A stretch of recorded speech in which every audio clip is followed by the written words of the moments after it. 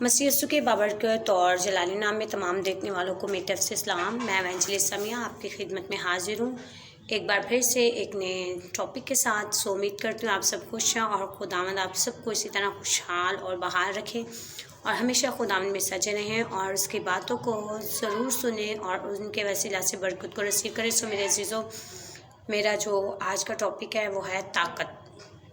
देखते हैं कि कलाम मुक़द्दस के मुताबिक हमारी ताकत, हमारा ज़ोर क्या है। मैंने इस टॉपिक के लिए सबसे पहला जो हवाला निकाला है वो ज़बूर 112 और उसकी 7 आयत से मैं खुदावंद के पाक कलाम को पढ़ूंगी, जिसमें लिखा है वो बुरी खबर से ना डरेगा, खुदावंद पर तवक्कल करने से उसका दिल कायम रहेगा।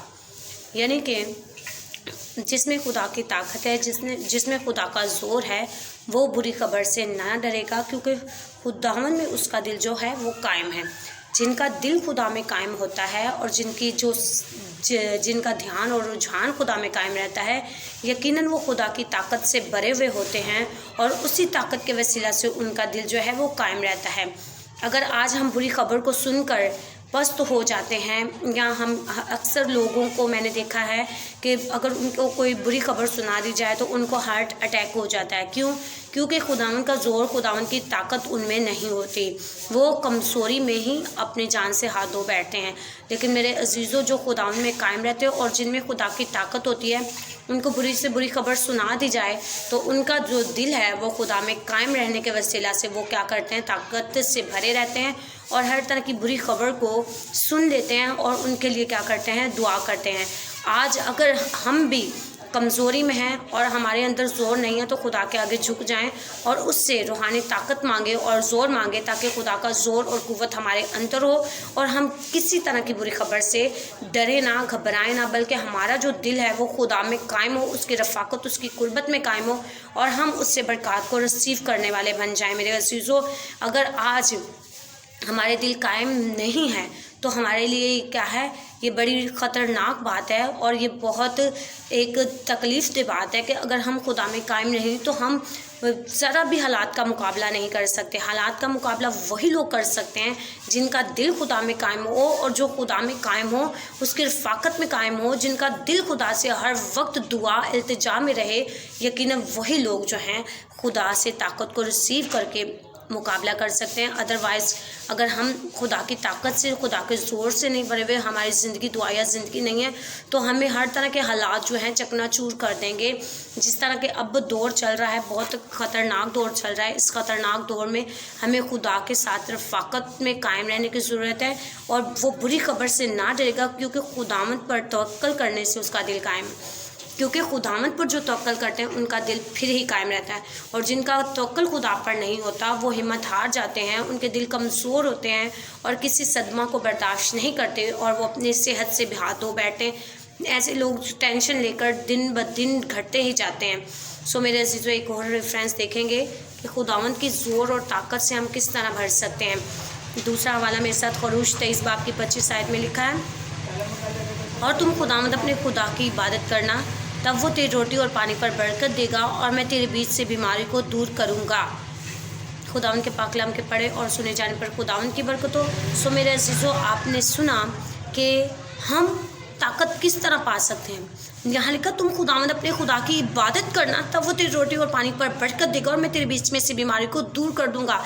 ये ताकत लेने का सबसे अच्छा जो ज़रिया है वो ये है कि तुम खुदावंद अपने खुदा की इबादत करो। अगर ताकत से भरना चाहते हो, अगर क़ुव्वत से भरना चाहते हो, रूहानी ज़ोर में बढ़ना चाहते हो, रूहानी जोश में बढ़ना चाहते हो, तो खुदा की इबादत करना ज़रूरी है। अगर हम खुदा की इबादत नहीं करते, हम कमज़ोरियों में हैं, हम रुकावटों में हैं, हम परेशानियों में हैं, तो हमें ज़रूरत है कि अपनी ज़िंदगी को दुआया ज़िंदगी बना लें और खुदावंद अपने खुदा की इबादत करें। और उसने हमें हुक्म दिया कि तुम खुदावंद अपने खुदा की इबादत करना, तब वो तेरी रोटी और पानी पर बरकत देगा और मैं तेरे बीच में से बीमारी को दूर कर दूंगा। हमें ताकत लेने के लिए सबसे ज़रूरी ये काम करना है कि हमें जो है खुदा के हजूर उसकी इबादत करनी है। आज हम हर काम को वक्त देते हैं, लेकिन हम खुदा की इबादत को वक्त नहीं देते।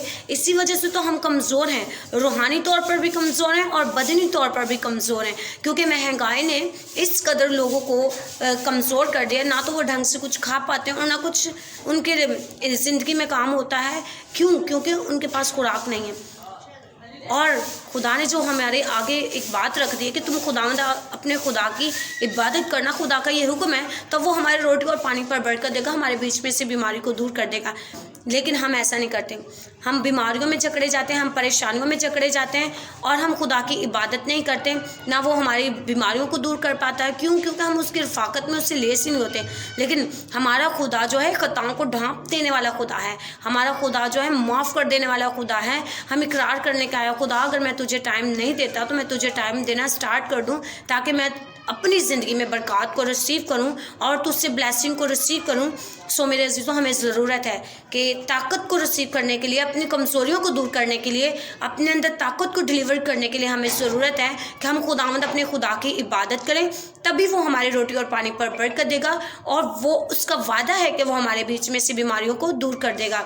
आज हम इबादत को तरजीह नहीं देते और हमारे रोटी पानी कारोबार पे बरकत भी नहीं है और हम बदनी तौर पर बीमारियों से जकड़े हुए हैं। हमें ज़रूरत है कि हर चीज़ से पीछे हट जाएं, लेकिन खुदा की इबादत से पीछे ना हटें, क्योंकि वही तो हमें ज़ोर बख्शता है, वही हमें ताकत और कुव्वत बख्शता है। हमें ज़रूरत है कि खुदावंद अपने खुदा के सामने झुके।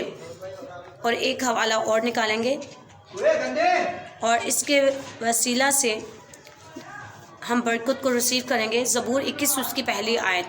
ऐ खुदावन, तेरी कुव्वत से बादशाह खुश होगा और तेरी निजात से उसे नहायत शादमानी होगी।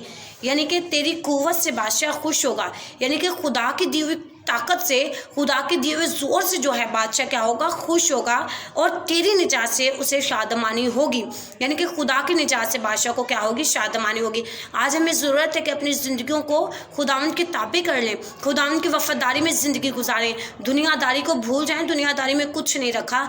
दुनिया के हम शक्ल ना बने, दुनिया के हम शक्ल बनकर हम हलाकत और तबाही की तरफ जाएंगे, ना कि बरकत की तरफ, ना कि उन अच्छी बरकत की तरफ जो खुदा के कलाम मुक़द्दस में हमसे बयान किए गए हैं। सो मेरे अजीज़ों, हमें ज़रूरत है कि कुव्वत और ज़ोर में बढ़ना चाहते हैं तो खुदा की रफ़ाकत, उसकी कुर्बत में उससे लेस हो जाएं, ताकि खुदावन जो निजात का चश्मा है हमें अपनी शादमानी से शाद करे और हम उससे दिन रात हमारे हाथ उसकी तरफ इस तरह उठे रहें।